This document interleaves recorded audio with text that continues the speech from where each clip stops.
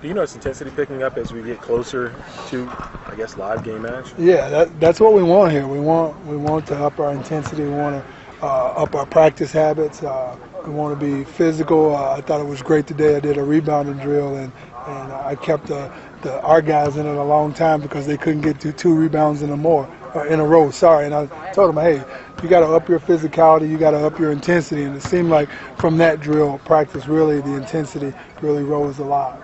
The competitiveness of this team.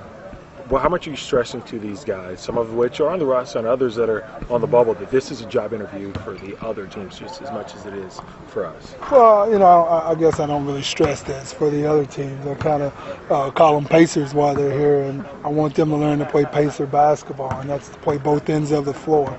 And that's the main focus, that, not only do we want guys here that can play offense, put the ball in the hole, or can just play defense.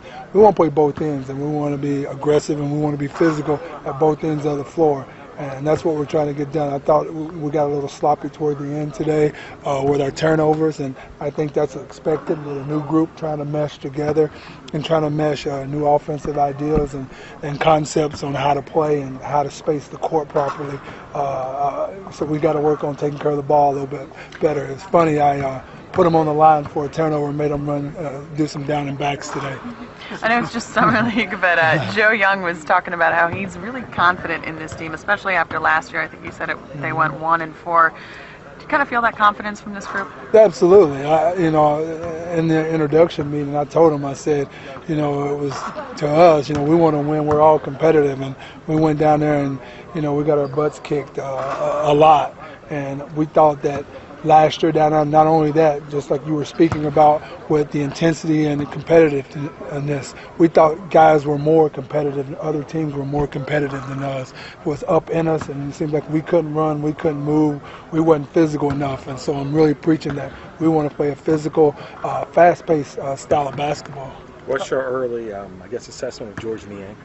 Oh, I like him. I spoke yesterday about his feel for the game.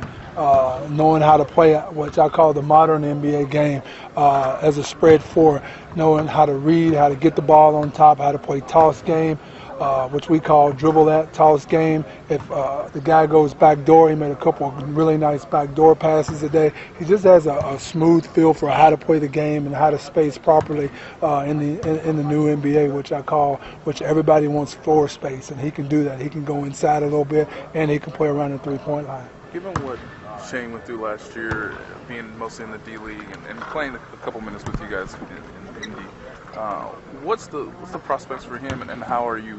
What would you like to see, you, Nate, Bill? What would you guys like to see from him with the idea of maybe bringing him back for next season? Well, first we want him to quit thinking. We think with Shane, we always thought that he has a lot of talent, but he thinks too much.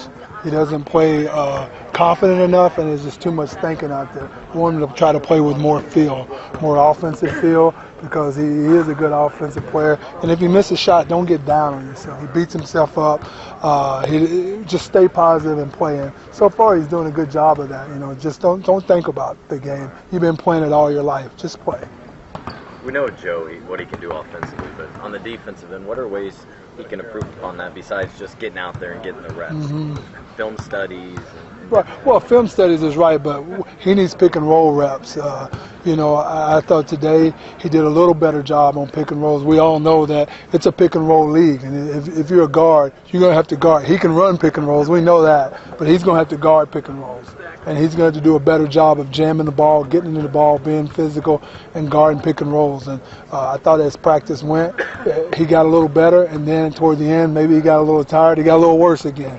So we're going to keep harping on him about guarding pick and rolls. You talked yesterday about putting on weight, strength. Does he seem like a stronger player? Is he a more physical? Well, he's more physical. I think he is than last year. Last year we felt that, especially in pick and rolls, he was always peeping, looking, scared of, going to get hit by the big. Now it doesn't seem that he's scared. He's listening to the big on his team making the call, and now he knows he needs to jam that ball and be physical. And so far he's doing a pretty good job of that. Is he a vocal guy? Yeah, he's our leader. So before practice today, Joe said, "Hey, hey, coach, I got to talk to the team." So I said right before we started, brought the team in. Joe, hit them with, "Hey, we want to get better. We're here again today. Let's get better. Let's grow and come together as a team." And the guys responded to him. I thought we started our practice really well today. Nate Walters, what can he get out of this experience? He's Well, been in the league and trying to get back in. I like him. I think that he's had 2 really good days. I think that he can play 1 and 2, which I like. So I'm looking at summer league playing him and Joe together some. I think you get 2 playmakers out there. He has a good feel for the game. It seems like he played better today when I put him at the 2 in the scrimmage late. He was better than at the point guard. So really anticipating him and Joe playing together some.